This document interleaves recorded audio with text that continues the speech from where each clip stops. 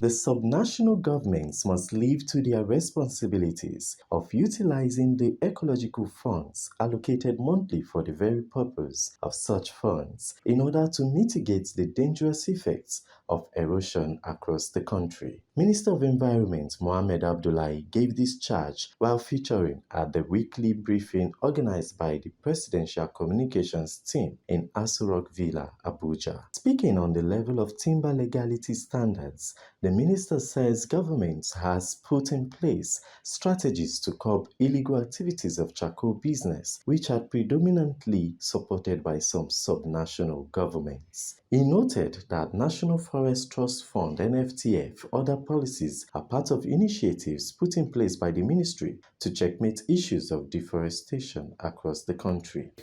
Which is essentially to track endemic areas where there is so much pressure on our forests. After tracking it, raise the red flag and then engage those communities who are there and indeed the government so that a solution can be found to have some kind of, some level of arrest of the continuous, challenge to our forest.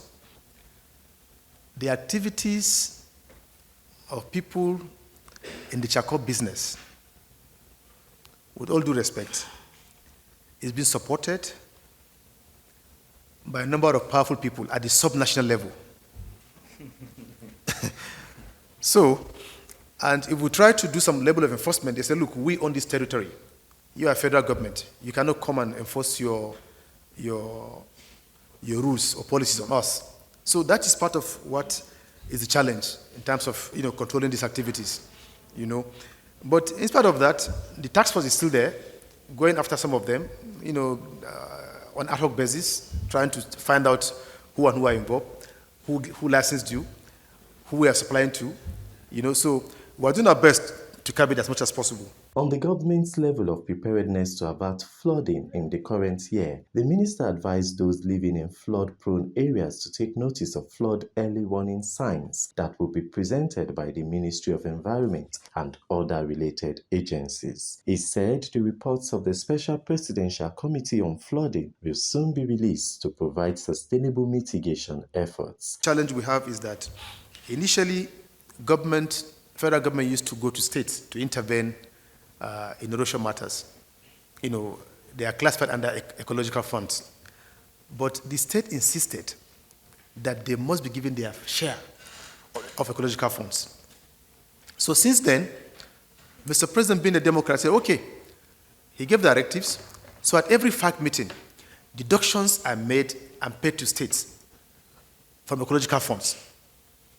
But in spite of that, the little that trickles on the federal government through the Ecological Funds Office, we still intervene in states, to support erosion challenges in several states. So we're doing our best to support them, but we're also calling on the states to also live up to their responsibilities and utilize those funds they get for ecological funds effectively. This way we can support ourselves.